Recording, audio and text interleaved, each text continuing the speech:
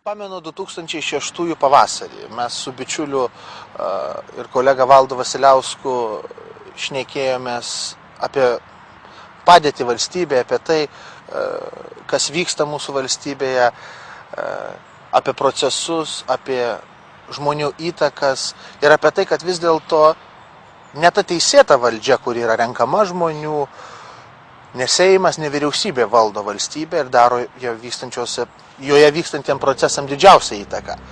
Ir apie tai buvo iš esmės truputį šnipždamasi, kalbama, kad grupė žmonių, kuri deklaruoja be galo provakarietišką, proamerikietišką politiką, yra tarsi sinonimas antirusiškumo, sinonimas ir priešinimasis Rusijos ekspansionizmui, Rusijos įtakai Lietuvoje, priešinimasis tai rytų politikai. Bet vis dėlto tam tikri jų veiksmai rodė, kad yra priešingai, kad tai yra iš dalies, bent jau dalies jų, tik legenda, tik tai šydas. Ir štai man kolega ir sako, kad yra Valstybės saugumo departamente žmonės surinkta medžiaga, kurie vis dėlto nebenori tylėti ir mato, kas vyksta.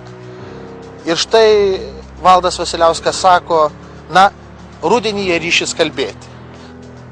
Tų pačių metų rugpjūčio mėnesį, pamenu, jau buvau grįžęs iš atostogų, sėdžiu prie savo kompiuterio ir skambina Valdas Vasiliauskas. Ir sako, atsidaryk kompiuterį. Yra paskelbta, kad Breste žuvo Lietuvos saugumo pulkininkas Vytautas Pociūnas. Ir aš iš tiesų net nesupratau, nes aš nepažinojau Vytauto Pociūno, žinojau apie jį, tačiau neturėjau jokių tokių asmeninių kontaktų, o mano kolega buvo labai sukrėstas. Ir štai tada aš supratau ir žinojau, kad vis dėlto tai buvo vienas iš tų karininkų, kuris ketino kalbėti. Ir kaip vėliau parodė Seimo tyrimas, pasakė, kad nebegali daugiau tylėti ir padarys viską, kad visi viską žinotų. Padarysiu viską, kad visi viską žinotų. Ir tas žmogus iškrenta iš 9 aukšto Baltarusijos viešbutyje, neprataręs nė žodžio.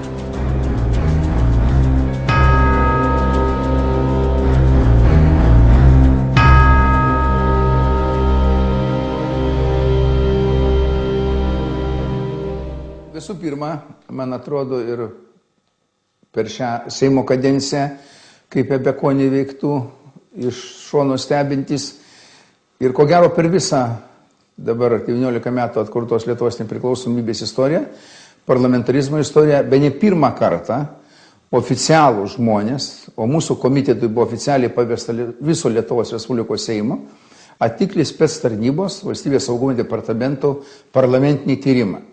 Žinoma, pretekstas tam buvo Vytauto Pociūno aukšto saugumo karininko žūtis Baltarusijoje. Nors aš tikrai prisipažinsiu, kad aš nelabai tikėdavau mūsų parlamentiniam tyrimam, kadangi daugelis jų pakeldavo problemą, bet įsprendimo tos problemos nebūdavo. Konfliktas tarp saugumo veiklą tyriančio Seimo komiteto ir saugumo vadovo įsisiūbavo, kai šis atsisakė pateikti medžiagą apie su Gazpromu siejamos Dujotekanos ir aukštų pareigūnų ryšius. Vietoj pažadėtos, bet nepateiktos slaptos pažymos, iš Arvydo Pociaus Seimo komitetas sulaukė paskyrusieji Algimantą Matulevičių Nacionalinio saugumo ir gynybos komiteto pirmininku skaudžiai suklydo. Jie tikėjosi, kad tai žmogus minkštas, sukalbamas, galbūt be principų, o Algimantas Matulevičius šito tyrimo metu netikėtai parodė itin tvirtą charakterį ir kartu su savo bendražygė komitete Rasa Juknevičienė privarė darbą iki pabaigos. Ir tas darbas baigėsi Seimo patvirtintomis išvadomis, kurios prilygsta įstatymui, tačiau kurios iki šiol yra nevykdomos.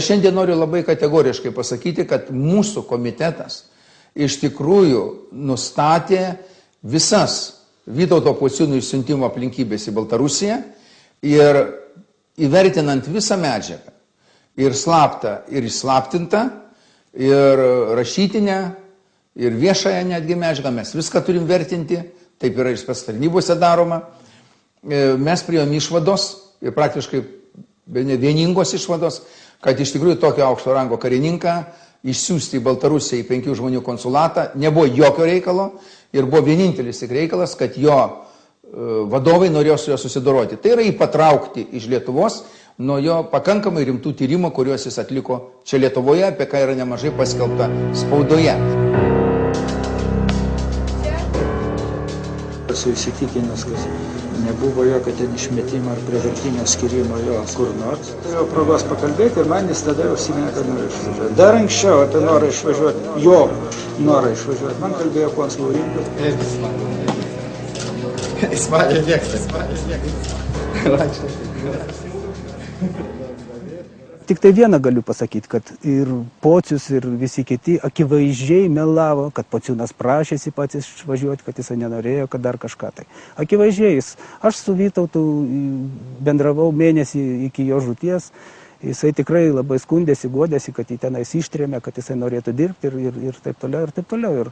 Ir tikrai jokių būdų, bet jeigu aš sakau, jeigu aš iš tos pusės matau, kad jie meluoja, kad jie organizuoja šmeižto kompaniją, ten Jurgelevičius, Dabašinskas, dar kažkas. Tai, Pavaduotojai VSD direktoriaus. Taip, aukšti vadovai, pavaduotojai direktorius. Jeigu jie tas pats Pocius, man atrodo, prie to yra prisidėjęs irgi, kadangi Višniauskaitė, kur rašė tada tos straipsnius apie amžinatilsį Pociūną, jinai buvo pas tą patį Pocių ilgai vakarojo, sekančią dieną straipsnis pasirodė. Va, tai sakau, jeigu jie organizuoja šmeižto kompaniją, jeigu jie akivaizdžiai meluoja, tai neatmetu galimybės, kad jie prie jo žūties prisidėjo. Konservatorių lyderis Andrius Kubilius liudyti Seimo nacionalinio saugumo ir gynybos komitetui pasiprašė pats. Kubilius komiteto narius tikino, kad iš karto po diplomato Vytauto Pociūno žūties pasilankėsi saugumo vadai ir įtikinėjo nesiekti Pociūno žūties aplinkybių tyrimo. Motyvai, kodėl nereikia siekti, buvo dėstomi patys įvairiausi, pradedant nuo moterų ir baigiant kaip tik žūties aplinkybių. Pasak Kubiliaus, saugumo vadovai iš karto žinojo apie vėliau žiniasklaidoje paskelbtą diplomato žūties versiją. Esą jis iškrito pro 9-ojo aukšto langą, būdamas neblaivus ir bandydamas pro langą atlikti gamtinius reikalus. Jeigu tuometiniai VSD vadovai nebūtų pradėję šmeižto kampanijos prieš savo buvusį pareigūną, skandalo nebūtų buvę. Bet jau vien tik tais tai, kad jie tokį dalyką pradėjo, jie pradėjo nutekinti, sakysim, tas kompromituojančias medžiagas apie Vytauto Pociūną, apie jo drauges ir panašiai, ir panašiai, ir panašiai. Ir toks, iš principo, nežmoniškumas išprovokavo reakciją padorių žmonių ir galų gale baigėsi VSD skandalo tyrimu. Vadinasi, šitas dalykas buvo prasmingas. Kartu tai rodo, kiek praradę saiką yra tie žmonės, kurie priklauso grupiai draugų. Nes taip šmeižti žuvusį pareigūną buvo ne tik nežmoniška, bet visų pirma neprotinga. Jeigu jie to nebūtų darę, apie juos mes dabar žinotume kur kas mažiau negu žinome. Niekas absoliučiai neusistoja už žmogų, kuris nebegali gintis, kuris jau yra nužudytas. Tai buvo kažkas žiauraus. Todėl mes, žinoma, negalėjom būti abejingi savo tyrime ir nekreipti tai dėmesio. Tai mes susidūrėm su dviem dalykais. Viena, mes išaiškinom, kad Pociūnas iš tikrųjų buvo išguitas iš Valstybės saugumo departamento ir prezidentas už tokį žmogų neužsistojo. Antrą dalyką, mes susidūrėme, kad Valstybės saugumo departamentas tai yra ta institucija, kuri naudojama ne valstybės naudai dirbti, o naudojama savo klano tikslo aptarnavimui, renkti informaciją ir atitinkamai paskui ją dozuojant, mėtyti į spaudą, suvalgant savo kitaminčius ar kitaip manančius arba savo konkurentus. Ir negana to mes nustatėme, kad iš tikrųjų Valstybės saugumo departamente buvo pakankamai padorių Lietuvai ištikimų pagal priesaiką karininkų, kurie darė tyrimą ir tas tyrimas vyko nuo 2000 metų ir dar anksčiau. Bet ta visa medžiaga buvo, kaip liaudiškai kalbant, sudoma. Mes Sudoma. Mes pamatėme didžiulį valstybės užvaldymo mastą. Tada mes pašiurpę kreipėmės į prezidentą Valdą Adamkų. Jis mūsų komiteto nepriėmė, o pradėjo kalbėti viešoje erdvėje, kad Seimas susima koncertais ir cirkais. Adamkus sako išvadas komentuosias, kai dėl jų apsispręs Seimas, tačiau paklaustas apie išvadą, kad Pocius gali komplikuoti saugumo darbą, savo vertinimą pateikia. Nesvarbu, kas komplikuotų darbą, tas, kas dirba prieš valstybės reikalus, valstybei nedirbs. Tačiau netrukus prezidentas susizgrimba paskubėjęs, per spaudos tarnybą jo pozicija tikslinama, esą šalies vadovas ne iki galo suprato klausimą. Nejaugi tas klausimas šiandieną, tai yra jau ne šiandieną, vakar ar užvakar, buvo svarbiausias Matulevičiui. Man atrodo, kad šito klausimo sprendimo jam reikėjo, kaip sakoma, jis turėjo turėti tiek sąjungininkų, tiek daug, kad reiškia tęstų tą dalyką, tiek, kad čia, kaip sakoma, net referendumą nereikėjo slėpti. Tai būtų turbūt 70, 80 ar daugiau procentų visų Lietuvos gyventojų. Aš nekalbu apie tas partijas, kurios pradžioje taip aršiai pasisakė už tai, o paskui visos dėjo į krūmus. Tyrimai lietė saugumo slaptąsias tarnybas. Ir būtent slaptosios tarnybos yra tos, kurias reikia labiausiai prižiūrėti, nes jie yra kaip tik tos organizacijos, kur veikia šešėlyje. Ir tai turėjo suprasti ir Seimo vadovybė, ir pats prezidentas. Bet faktiškai ir Seimo vadovybė, ir prezidentas palaikė VST savo pastangose viską nutildyti, neatsakyti ir likti anapus Seimo priežiūros, nors tai aiškiai ir pažeidžia konstituciją. Prisidengus kai kurių politinių partijų permanentiškai naudojamų užsienio valstybių, pirmiausia Rusijos, kenkimo Lietuvai klišę ir vadovaujantis kurmių iš valstybės saugumo departamento antiįstatymiškai pateikto operatyvinę medžiagą, buvo pradėtas iki šiol neregėtas vienos pagrindinio mūsų valstybės institucijų, būtent specialios tarnybos valstybės saugumo departamento puolimas. Dar dirbant man saugumo departamente, mes jau pradėjom rinkti medžiagą ant Dujotekanos kaip apie Rusijos priedanginės įmonės, kadangi jos ir įsteigimo visa istorija, ir jos veiklos istorija, jinai pilnai atitiko kaip priedanginės įmonės požymis. Pati bendrovė, ta bendrovė, skaitykime, Dujotekana, jinai susijusi su Rusija, susijusi su Gazpromu, jinai ir kiekvienas ūkinis vienetas turi teisę egzistuoti Lietuvoje. Jeigu tai nepažeidžia Lietuvos įstatymų, užsiregistruoja, dirba ir viskas yra tvarkoje. Visa blogybė yra tai, kad jie stengiasi tuos taisyklės, įstatymus, nustatytą tvarką, pažeidinėti, apeidinėti. Tai vienas dalykas. Bet čia yra bendrovė, tai yra privatus asmenys, tai yra privati bendrovė.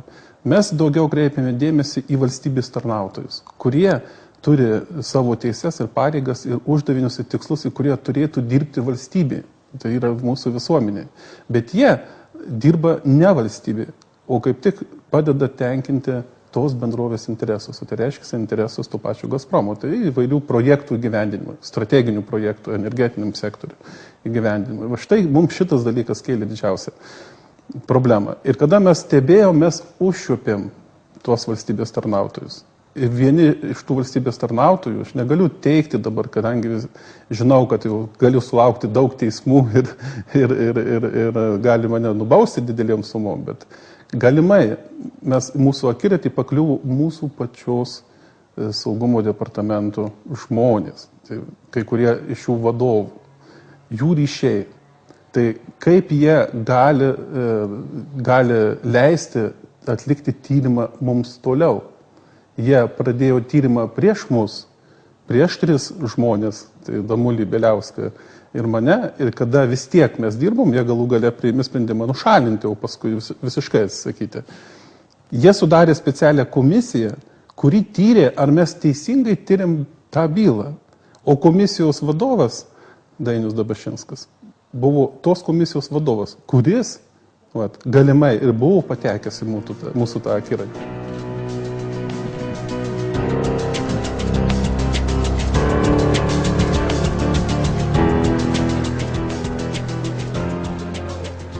klausykite, bet čia kaip kokiam Hollywoodo trilerį. Jūs, vadinasi, saugumo tarnybos darbuotojai, tyrėte grėsmės nacionaliniam saugumui, ar ne? Ir staiga aptinkate, kad tų grėsmių gijos veda jūsų pačių vadovybė. Praktiškai taip. Neįtikėtina. Praktiškai taip. Ta pati vadovybė paskui sprendžia, mes teisingai tą bylą vedėm, sudarydama komisiją. 3 mėnesius trukusio VSD veiklos tyrimo išvados surašytos 22 puslapiuose, tačiau dar nepasiekusios Seimo salės išvados sulaukė aštrios kritikos. Suabejota, ar Seime užteks balsų joms pritarti. Pirmieji suskubė laidoti tyrimo išvadas socdemai. Anot valdančiųjų, išvados nesolidžios ir nevertos Seimo. Baisiausia tai, kad saugumo departamentas kaip tarnyba, kuri privalo faktiškai, jos funkcijos eina tam užkirsti kelią, jinai buvo išvien su tom jėgom. Ir manau, kad kol kas yra ir dabar. Tai kam tada priklauso valstybės saugumo departamentas? Čia toks klausimas, formaliai jisai priklauso Lietuvai. Ir formaliai, kaip ir įstatymė parašyta, jisai turėtų atlikti tas funkcijas, kad ginti Lietuvos interesus. Bet tai čia yra de jure, o de facto tai yra, kad turbūt interesus jisai gina kažkokios tai grupės žmonių, kurie aš vadinu klanu ir kitaip galima jas pavadinti. Bet tai gali būti, kad Lietuvos valstybė finansuotų struktūrą, kuri negina jos interesų arba neateina prieš juos. Tai čia, sakyčiau, yra valstybės problema. Čia yra valstybės problema. Jeigu valstybei nereikia, kad saugumo departamentas gintų valstybės interesus, tai paskiau gaunasi taip, kad tas pats saugumo departamentas ilgainiui galbūt išsigimsta ir gina jau kažkieno tai kitų interesus, netgi kitų valstybių. VSD veiklos tyrėjai pažymi ir tai, kad gauti liudijimai kelia įtarimų, jog kai kurie saugumo departamento tyrimai galėjo būti realizuojami atsižvelgiant į politinę konjunktūrą. Esą medžiaga apie neteisėtą darbo partijos ir jos lyderiaus Paskiko veiklą VSD stalčiuose pragulėjo daugiau nei metus. Ikiteisminis tyrimas pradėtas tik tada, kai iš Seimo pirmininko posto, ne be darbiečių pagalbos, buvo nušalintas Artūras Paulauskas, dabar aršus VSD tyrimo kritikas. Tai stiprina seniai sklandžiusius įtarimus, kad Paulauskas operatyvinių tarnybų medžiagą galėjo naudoti asmeniniams interesams. Kaip aš tą galėčiau padaryti jūsų nuomonę? Ne, aš klausiu, kaip jūsų nuomonė aš tą galiu padaryti? Aš kalbu, kad tai yra visiška nesąmonė, kuri negali būti niekada ir niekaip įrodoma. Aš galvoju labai paprastai. Valstybė yra valstybė. Mes esam tarnautojai, mes dirbam labai svarbioje ir ypatingoje institucijoje valstybės, mums suteiktos ypatingos teisės, kad mes galim naudoti slaptas priemonės, klausytis, sekti žmonės ir taip toliau, tik tam, kad nustatyti tuos, kurie kelia grėsmę. Mes juos nustatėm, mes juos suradom, mes atlikom tyrimą ir vadovavomės tik tai įstatymu, išskirtinai įstatymu. Niekas už mūsų nestovėjo, kaip kažkas bando įrodyti, kad kažkam atstovaujam, kažkieno tai interesus, kažkas mums moka pinigus ir taip toliau. Tik pačiu įstatymu, daugiau nieko. Ką mes galėjom pasiskųsti, kad taip vyksta, kad taip darosi? Ne mes kreipėmės į Seimą. Nacionalinio saugumo komitetas, kuris yra aukštesnė institucija negu saugumo departamentas, atlikinėjo tyrimą. Jis uždavinėjo klausimus ir vienas iš tų punktų ir buvo toksai. Tai kaip aš galiu nuslėpti tą, ką jie sakė? Ką jie klausė? Jeigu aš būčiau nuslėpęs, tai aš būčiau neatlikęs savo pareigos. Tuo labiau matydamas, jau tada matydamas tai, kad jį yra bandoma visais būdais tą bylą, tą tyrimą nuslėpti. Kad tai yra niekinis, niekam nereikalingas, kad čia nėra jokių problemų.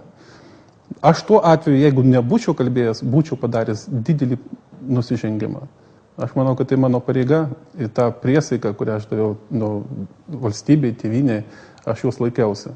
Bet kadangi aš juos laikiausi ir laikėsi Damulis ir Bieliauskas, mes atsidūrėme gatvėje, mums parodė savo vietą.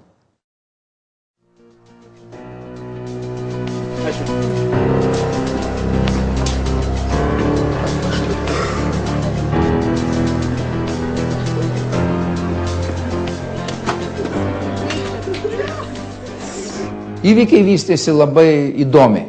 Po mūsų išvadų sakėme, kad yra betvarkė valstybės saugumo departamente ir valstybėje labai originaliai tai reagavo valstybės prezidentas Valdas Adamkus. Jis vietoj to, kad gavęs Arvydo Pociaus pareiškimą ir jį patenkintų, iš sausio mėnesį 2007 metų, praėjus gal porai savaičių po mūsų patvirtintų išvadų Seimo, važiuoja į Valstybės saugumo departamentą lyg tai palaikyti kolektyvą. Su jokio kolektyvu jis nesutiko, aš tą tiksliai žinau, sutiko su saujelė tų niekadėjų, tuomet tarpe su Pociumi, ir jis juos palaikė. Jis aiškiai parodė savo poziciją, kurioje jis yra pusėje. Tai man didžiausias yra šiandien klaustukas. Kam tarnauja ponas Valdas Adamkus ir ką jis čia daro Lietuvoje 10 metų?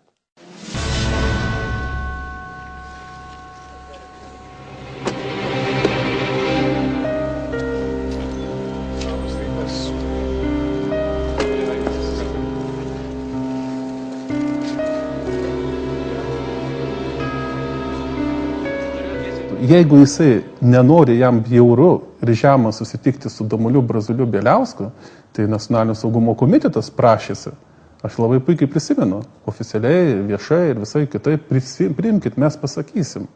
Pažiūrėkim kitų sparnų, iš kitos pusės, kas yra teisus objektyviai. Prezidentas griežtai atsisakė priimti. Kaip suprast tada, aš nesuprantu tada. Nes ką aš mačiau, tai galiu tik pasakyti vieną, kaip dirbdamas tenais, ką mes nustatėm, taip Lietuvoje negali būti. Tokia situacija Lietuvoje negali būti normalioje valstybėje. Valstybės vadovo, dabartinio valstybės vadovo Valdo Adamkaus vaidmenį valstybės šitam visam užvaldymo procese aš išskirčiau kaip išskirtinį ir išimtinį. Pono Valdo Adamkaus vaidmuo šioje istorijoje yra pagrindinis. Jo didžiausia atsakomybė tai, kas vyksta dabar valstybėje. Nes būtent Valdas Adamkus suskyrė į atsakingiausias pareigas, į Lietuvos specialiasias tarnybas, į Lietuvos teismus, į Konstitucinį teismą, į prokuratūrą, to žmonės, kurie dirba ne valstybei, o yra klano nariai, aptarnauja klaną. Ir Valdas Adamkus savo veiksmais dėja parodė, ir man asmeniškai tai yra didelis nusivylimas, parodė ir pademonstravo, kad šita žmonių grupė jam yra brangesnė, artimesnė, svarbesnė negu bendrai valstybės reikalai, negu viešasis interesas, ir jis eis su šita grupe iki pačio galo. Išvadose minimi liudijimai patvirtinantis įtarimus dėl saugumo šefo Arvydo Pociaus, jo pavaduotojo Dariaus Jurgelevičiaus ir buvusio užsienio reikalų ministerijos sekretoriaus, dabar premjero patarėjo Albino Januškos veiklos. Išvadose minimos Januškos sąsajos su įmonė galimai susijusia su Rusijos slaptosiomis tarnybomis. Kai kurie VSD pareigūnai komitetui teigia, kad Albino Januškos itin glaudus ryšiai su viena verslo bendrove viršijo tarnybinės pareigūnų santykius su verslo atstovais ribas. Pagal kai kurių asmenų liudijimus informacija apie tokius ryšius buvo VSD parengtoje medžiagoje. VSD generalinis direktorius Pocius šią medžiagą pateikti komitetui atsisakė. Nors išvadose neminimas Gazpromo tarpininkės Lietuvoje Dujotekanos vardas, yra vieša paslaptis, kad komitetui liudija saugumiečiai kaip keliančius grėsmę nacionaliniam saugumui įvardijo Januškos ryšius su Dujotekanos vadovu Rimantu Stoniu. Dėl ryšių su verslininkais, tai aš jau esu sakęs, kad dirbant užsienio reikalų ministerijoje, tai yra prievolė susitikinėti. Aš to labiau, kad aš buvau atsakingas iš esmės ir už ekonominius dalykus užsienio reikalų ministerijoje ir už, taip sakant, kartu su ministru Valioniu mes kūrėm ir strateginį energetikos departamentą, tranzito klausimais, taip kad tai buvo neišvengiami dalykai. Čia, manau, tos visos galios ir visi tokie apsilutinti ir išpūsti dalykai, tada čia turbūt pusė Lietuvos verslininkų galim apkaltinti tokiam galiam, kaip jis bando dabar man įteikti. Man labai keista, kaip į tai žiūro mūsų vakarų partneriai, nes kaip taisyklė tokių dalykų vakaruose nėra. Amerikoje tokie dalykai netoleruojami, Europos valstybėse, kiek žinau, irgi netoleruojami. Yra geri, blogi parlamentai, yra geri ar blogi prezidentai, yra vyriausybės ir jie dirba ir atsako prie žmonės. Čia Lietuvoje susikūrė fenomenas, kad yra žmonės nerinkti prezidentūroje, jie dirba už prezidentą, vyriausybėje jie dirba už premjerą, negana to, jie net pastato naktinius premjerus. Jau praktiškai jau irgi žinomas atvejis, kaip Gediminas Kirkilas tapo premjeru. Egidijaus Kūrio fenomenas, kuris šiandieną konsultuoja pono Valinsko partiją, ponas Lopatos fenomenas, kuris uzurpavęs valstybinį institutą, kuris turi ruošti mūsų politologus ir turi ruošti mūsų diplomatus. Dėja ruošia, pasirodo, žmonės aptarnauti klanui. Iš to instituto labai daug žmonių deleguojama į prezidentūrą. Ir ponas Lopada dalyvauja tokiuose suokalbiuose, kaip, pavyzdžiui, kartu su Stoniu Duetekanos, vienu iš vadovų, gal ne visai didžiausių, nes ten Vajeika KGB karininkas yra didesnis, bet jie sprendžia pagal mūsų visą medžiagą, kam būti premjero, būti vyriausybė ir nebūti ir panašiai. Aš tai vadinčiau grupę draugų, kaip tarybiniais laikais. Tai yra žmonės, kurie leidžia kartu laisvalaikį, kurie tarėsi ten prie vyno ar vakarieniaudami, ar ten pirty, kaip ką daryti ir padeda vieni kitiems. Jie visada pasakys, kad čia nieko neteisėto nėra. Ir iki tam tikro laipsnio tokios grupės normaliuose visuomenėse yra neišvengiamas. Tai yra valdantieji elitai susidaro ir išnyksta ir vėl susidaro ir panašiai bet kokioje valstybėje. Bet viskas yra saiko klausimas. Kai šitokie procesai pakeičia realų politinį procesą ir iš principo pradeda falsifikuoti rinkėjų valią ir eiti prieš rinkėjų valią, tada tai jau darosi rimta demokratinio atstovavimo problema. O dabar kaip tik Lietuvoje tas ir vyksta, kad, tarkime, pasinaudojant tą padėtimi, kuri dabar susidarė susiskaldžiusiame Seime, šita grupė draugų ir jos politinis plasdarmas Seime, socialdemokratai, jie iš principo gali daryti, ką nori, palaikomi prezidento ir turėdami savo rankose premjero postą. Valstybės saugumo departamento generalinis direktorius Arvydas Pocius privalėjo Seimo nacionalinio saugumo komitetui pateikti analitinės pažymas apie procesus Lietuvoje, apie įvairių įtakingų žmonių ryšius su Gazpromu, su jo atstovybė Lietuvoje. Ir vietoj to paskambino ponas Arvydas Pocius iš prezidentūros nacionalinio saugumo komiteto pirmininkui ir pasakė, kad pažymų jūs negausite, bet greit gausite prezidento dekretą. Po valandos parašomas paskelbiamas prezidento dekretas su kreipimus į Konstitucinį teismą. O nepamirškim, kad tuo metu Konstituciniam teismui vadovavo be galo sudėtinga asmenybė ir asmenybė, kuri yra padariusi labai daug žalos valstybei. Tai yra Egidijus Kūris. Tai yra Valdo Adamkaus paskirtas Konstitucinio teismo teisėjas ir pirmininkas, kuris veikia išvien su valstybininkų klanu. Ir štai iš vienos valstybininkų kontroliuojamos institucijos, prezidentūros, išeina kreipimasis į kitą kontroliuojamą Konstitucinį teismą, į absoliučiai politizuotą instituciją ir apribojamos tautos atstovybės galios tirti žuvusio Lietuvos karininko žūtį, tirti, kodėl buvo susidorota su mūsų karininku. Kaip tai vertinti? Kaip tai suprasti?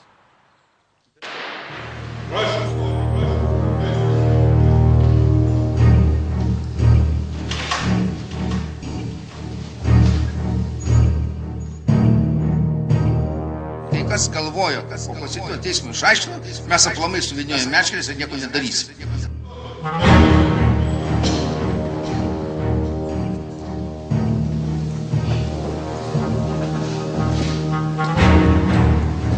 Bet kas vyko po to tyrimų, kada dar buvo reikalaujama pažymų, kai buvo puolami žmonės, Nacionalinio saugumo komiteto pirmininkas Matulevičius, konservatorių Tėvynės sąjungos atstovė Rasa Juknevičienė, kaip jie buvo šantažuojami, kompromituojami, kaip buvo elgiamasi su pačiu Seimu, kokie straipsniai buvo rašomi tam garsiai ir liūdnai pagarsėjusiam laikraštį Lietuvos rytas, kada mes žinojom, ką Lietuvos rytas, kas su kuo susitikinėjo, kas ką mokėjo, kiek mokėjo.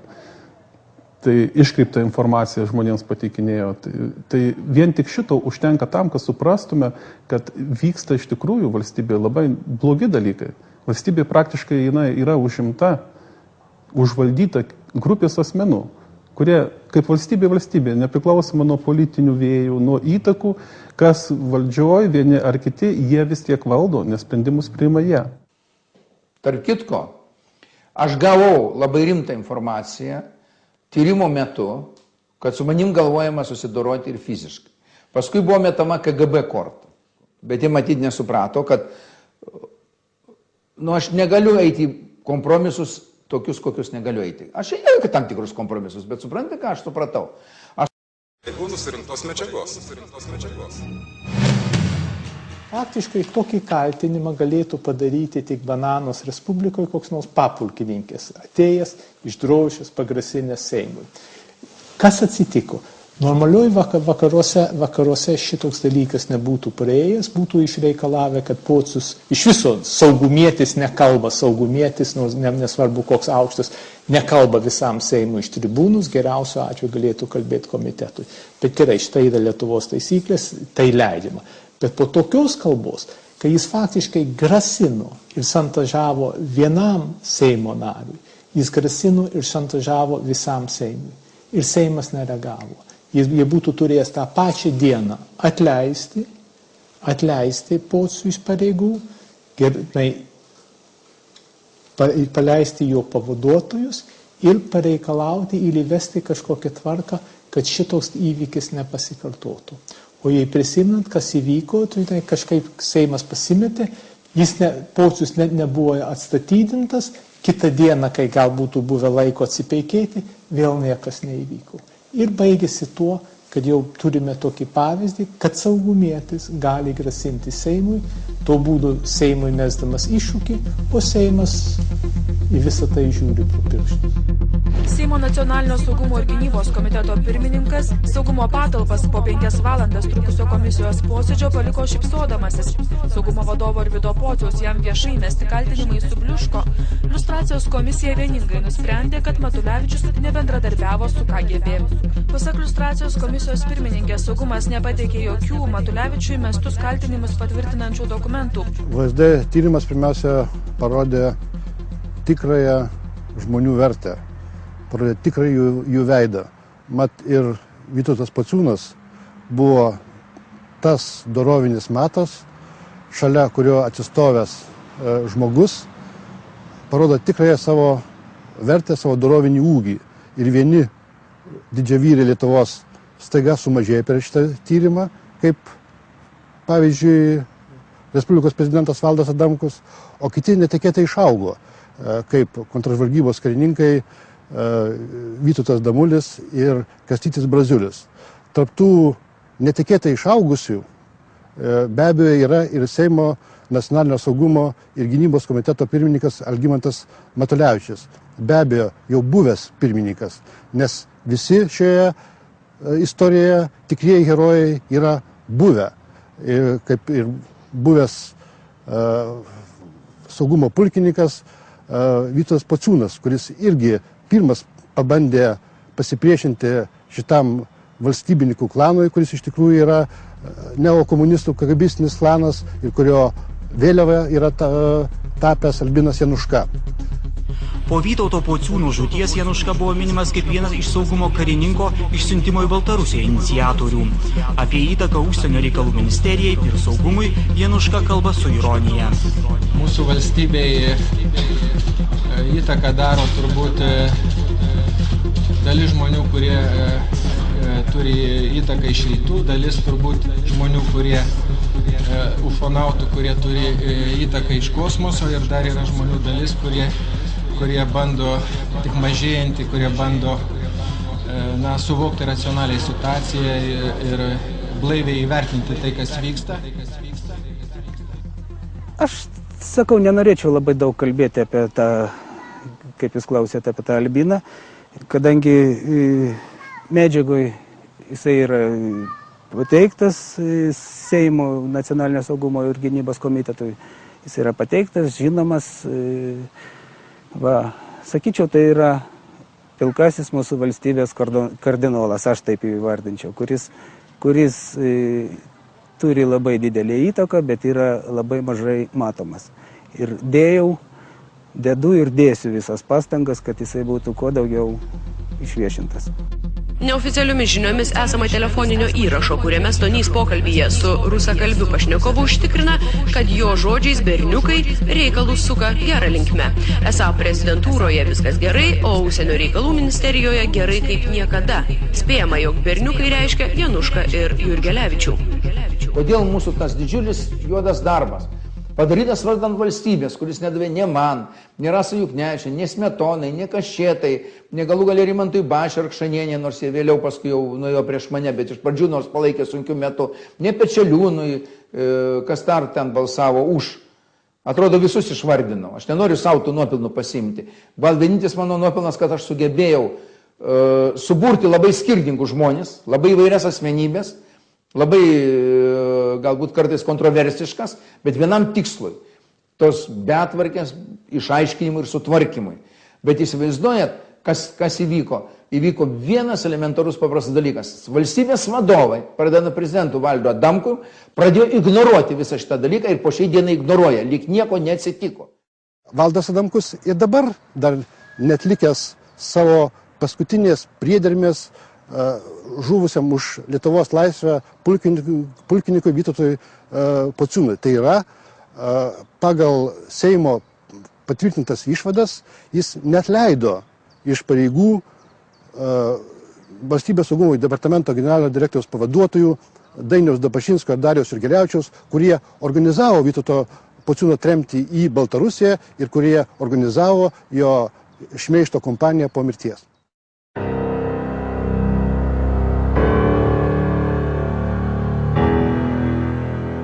Jau 2 metai praėjo, jokių veiksmų nevyksta, ta pati bendrovė ir tie patys žmonės valstybės tarnyboje dirbantys sustiprėjo, įgavo daugiau patirties, parodė kitiems, kad nekiškit nosies, kur nereikia, tai pasėjo didelę baimę, nes nuo jų priklauso tavo karjera, nuo jų priklauso tavo ateitis, būsi negeras, išeisi į gatvę ir darbo niekur neras. Būsi geras ir paklusnus, dirbsi jiems, prašau. Dirbk. Visos tau lengvatos.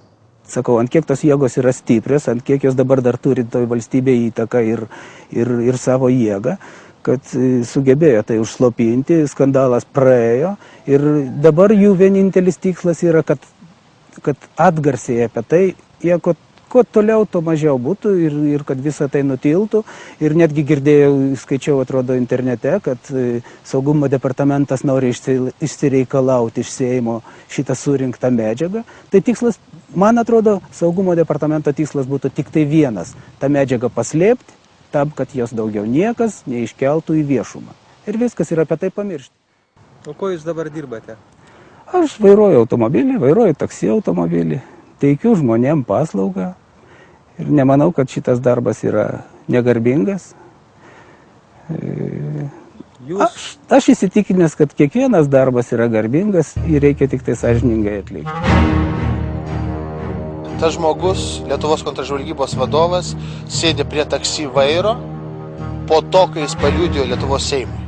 Ir po to, kai kontražvalgybos vadovas ir kontražvalgybos pareigūnai, karininkai pateikė informaciją, jie buvo sutripti, išmesti į gatvę, apdergti ir niekas jam nepadėjo. Jie negalėjo rasti darbo. Kurie ateidavo, būdavo pasistengiama, kad jie ten nebūtų. Net politinės partijos, kurios paskui turėjo tikrai pareigą, po to pamatė, ką valdžia daro su jais, opozicinės partijos jiems padėti, taip pat jais pasinaudojo ir išsityčiojo. O ką reiškia šitas atvejis su konservatorių partija? Kai jie Braziuliui ir Damiuliui pasiūlė eiti į jų sąrašus, o po to į tos sąrašus neįtraukė? Aš manau, kad tai pasako labai daug. Tai yra tęsinys visos šitos istorijos. Juk nebūtų tokio klano, jis negalėtų veikti, jeigu būtų sveika opozicija. Tai parodo opozicijos problemas, parodo tai, kad opozicija serga. Kad pačioje opozicijoje yra sveikų jėgų, yra žmonių, kurie iš tiesų kėlė klausimus ir kovėsi iki galo. Bet stengiamasi net to žmonės opozicijoje, kurie nuosekliai dirbo, sutraiškyti juos, panaikinti juos ir kuo toliau kontroliuoti opoziciją. Tai yra tiesiog visos šitos Lietuvos ligos metastazės dešinėje. Mane nustebino daugiau ne jų išmetimas iš darbo, ne jų tampimas po teismus, čia mane tas mažiau nustebino. Mane nustebino daugiau politikų žingsniai. Politikų žingsniai, kad neatsirado, reiškia, politikų jėgos, kad, reiškia, apginti tos žmonės, jeigu įsitikinę, kad jie teisūs, apginti juos ir tuo labiau, reiškia, leisti jiems, duoti jiems tribūną, išskai iki galo. reiškia, jeigu jie ne per tyrimą, tai bent, kaip sakoma, kitais leisnais civilizuotais būdais. Va čia tas mane daugiau nustebina. Reiškia, galiu pasakyti, kad nematau politinių jėgų, kurios iš vis norėtų bet ką Lietuvoje išspręsti iki galo. Mes buvome įsirikiavę ir būsime, ir jūs mūsų nepajudinsite.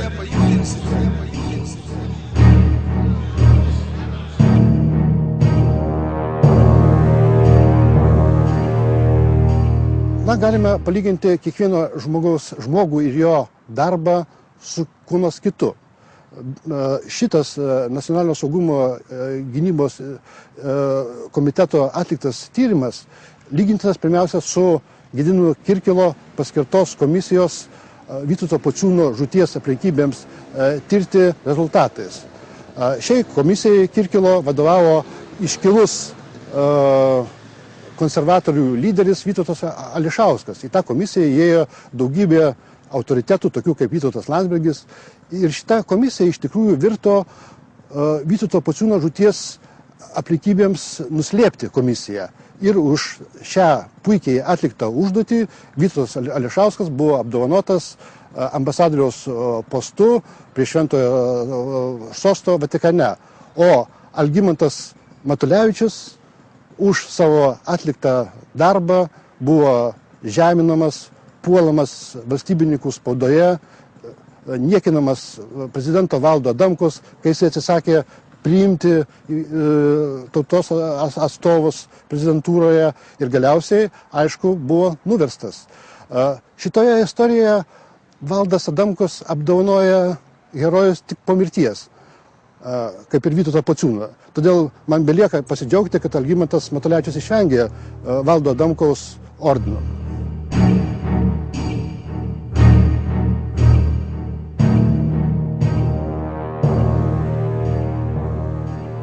O gal tai yra likimas? Gal lemta buvo, būtent gauti tą komitetą ir būtent išsrėpti tą tokią žiaurų dalyką, perėti per tą mėsmalę.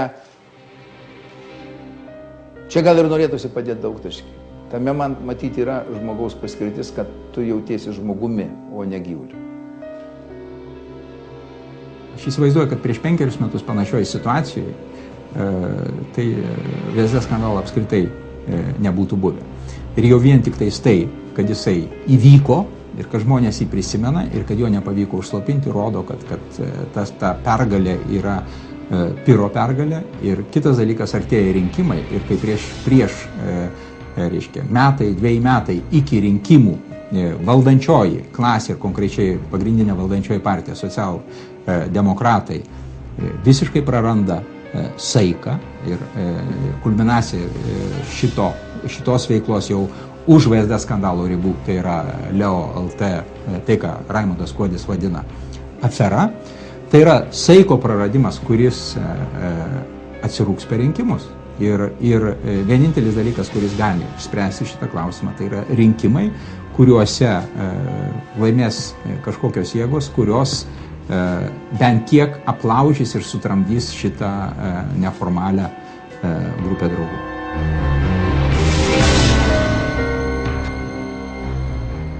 Taigi tai vat, reiškia, Lietuvos dabar niekas nemyli. Lietuva daugumai yra antram plane, o gal ir toliau. Taigi Lietuva tik yra arena, kur galima daryti savo biznį. Viską daryti, o kada reikės, parduos Lietuvą. Mes pripratom prie to moralinio nešvarumo. Atsimenu lagerį, tada buvo blogai, nebuvo duonos, bet svarbiausia nebuvo muilo. Ir nuvėjom vieną kartą į pirtį, padavėm tos rūbus į deskamerą. Išeinam, rūbų mūsų nebėra, pasirodo, kad jos sudegino, o davė naujus švarius rūbus, baltinius. Ir žinai, apsivilkam ir kaip nepatogu. Nu kaip tokiais švariais baltiniais būti. Man gaila Lietuvos, gaila tų žmonių, kurie partizanam davė duonas, kurie davė bunkerį, kurie važiavo į Sibirą, kurie mirė, kur gimė vaikai, tų man gaila. O čia visa kita, tai čia viskas yra jo.